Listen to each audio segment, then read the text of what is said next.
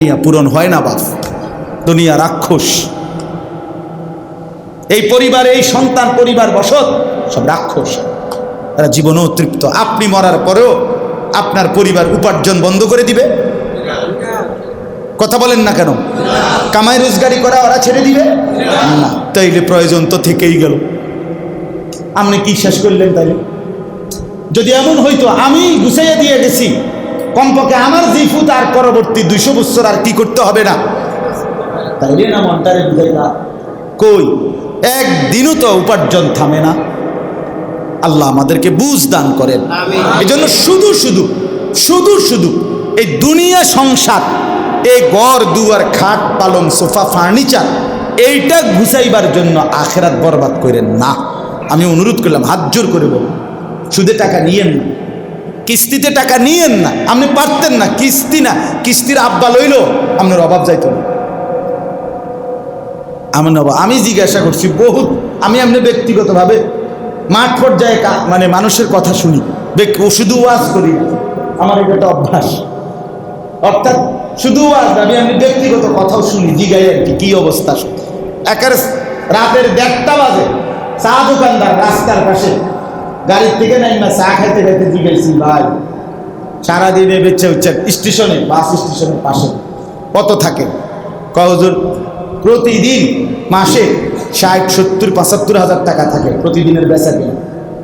তাই বলছে ভাই কিস্তি করে হুজুর রেডি কইয়া শরম দিয়েন না। আমি বললাম না, আমি শরম দিব কি? এত রাত কে কারে শরম দেবে?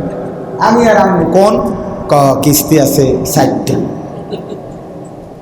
তাহলে 70,000 টাকা ইনকামের পরে যদি কারো কিস্তি থাকে 4টা, যে মসজিদের ইমাম সাহেবের 6,000 টাকা বেতন, ওনার কিস্তি থাকার কথা কয়?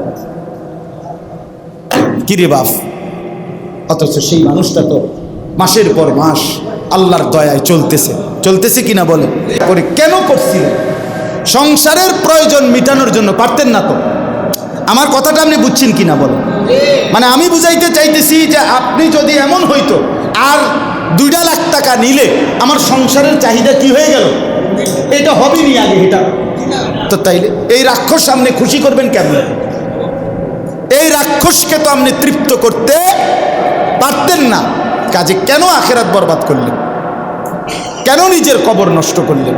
কেন নামাজ পড়তে সময় পাইলেন না? কেন হালাল খাইলেন না? এই কথাটা আমি বুঝাইতে চাই। রাসূলুল্লাহ সাল্লাল্লাহু আলাইহি সাল্লামের একজন সাহাবী হযরতে খুবাইব ইবনে আদি, ওনাকে মক্কার কুরাইশরা যুদ্ধে বন্দি করছে। বন্দি করার পরে মক্কার কুরাইশরা সিদ্ধান্ত নিছে ওনাকে ফাঁসিতে ঝুলাবে। এই ফাঁসিতে ঝুলানোর জন্য খেজুরের গাছে বান দিছে ওনারে।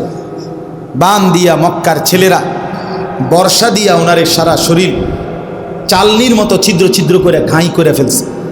সারা শরীর থেকে টপ টপ করে রক্ত পড়ছে। উনি এরকম ঘাড় ফেলাইয়া রাখছে তানঈম নামক জায়গায়। তানঈম মানে এখানে কেউ হজে গেছিলেন? কেউ আছেন? হজ উমরায় যান নাই কেউ আপনারা এখানে?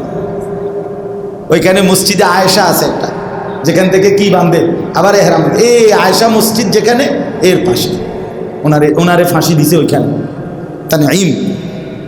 তো এই অবস্থায় ওনার ঘাড় ফেলায় রেখে দিছে, রক্তে পড়তেছে।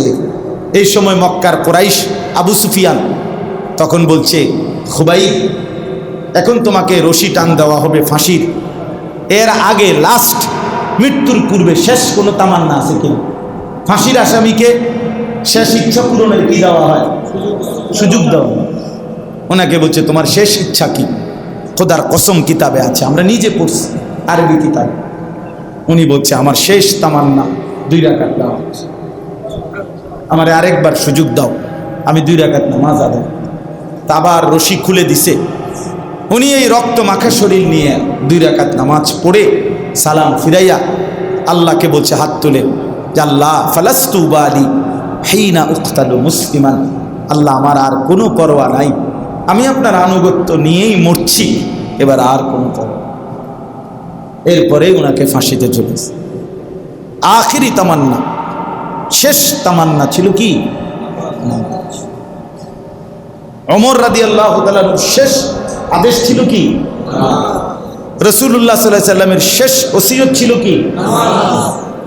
ইমামে হুসাইন রাদিয়াল্লাহু তাআলা আনহু এই মুহররম 10ই মুহররম কারবালার দিন তিনি যেদিন শাহাদাত বরণ করছেন, কসম আল্লাহর, শেষ ওনার 71 জন আহলে বাইত যখন শহীদ হয়ে গেছে, উনি একা ময়দানে এই একা দাঁড়াইয়া লাস্ট যুদ্ধকালীন জোহরের ওয়াক্ত হয়েছে, তখন উনি ওই পাশে দুশ্মনদেরকে বলছে আমার এই জোহরের নামাজ আদায় করতে দাও, এরপরে আবার যুদ্ধ। তো শিমার জিল জাউশান, শিমার যারে আপনারা শুনছেন নাম, সে বলছে ওই পাশ থেকে, হুসাইন তোমার এই জোহরের নামাজ পড়তে দেয়া হবে না, তার আগেই তোমার গর্দান তোমার দেহ থেকে আলাদা করে ফেলা হবে। কসম আল্লাহ, ইমাম হুসাইন সাথে সাথে বলছে, শিমার তোর যা মন চায় তুই তাই কর, আমি নিয়ত বাঁধলাম। আল্লাহু আকবার।